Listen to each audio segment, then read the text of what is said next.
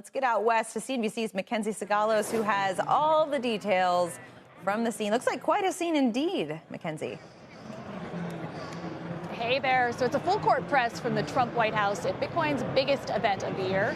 Vice President J.D. Vance, Don and Eric Trump, crypto czar David Sachs, and other top lawmakers are all here in Las Vegas as the administration leans into crypto as a pillar of its economic agenda. Now, Bitcoin is climbing back toward its all-time high, fueled by institutional inflows and renewed fears over U.S. debt after a Moody's downgrade last week, which is boosting Bitcoin's appeal as a store of value. But the rally is shadowed by scrutiny. Since headlining this event last year, Trump has rapidly expanded his personal crypto empire.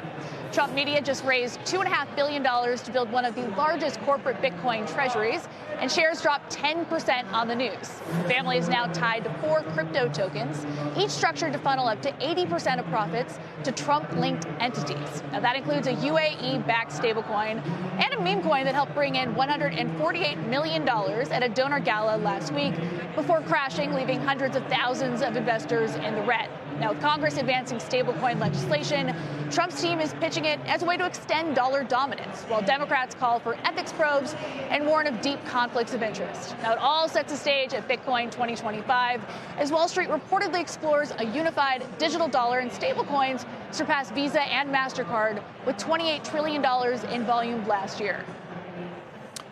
All right, Mac, you went through all the facts and the stats and the details, and Bitcoin's soaring, and it's this huge thing. Talk to us about the feel, because Bitcoin's at a record high. There's probably people that bought it at like $500 a coin. They still own it at $110,000.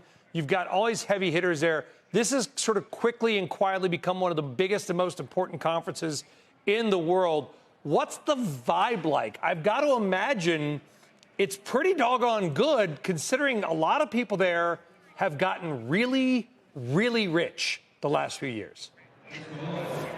I've been covering this conference every year since 2021, and it's been interesting to see how the crowd has changed here. It's very much institutional and buttoned up, and that's part of why you've seen Bitcoin's market cap go to $2.2 trillion because of the $134 billion of institutional money that's flowed in through those spot crypto ETFs, specifically those spot Bitcoin ETFs, in the last year, and it's only begun to build that momentum in the last few months. You've got the OCC, the SEC, the FDIC, even the Fed revising guidance when it comes to how banks interact with blockchain technology. And that's really been a bullish signal for the industry.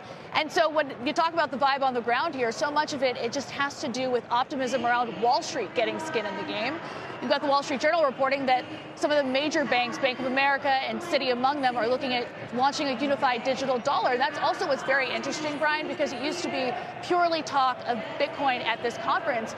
But we're now seeing the conversation evolve into infrastructure plays, and that's very much about U.S. dollar-pegged stablecoins.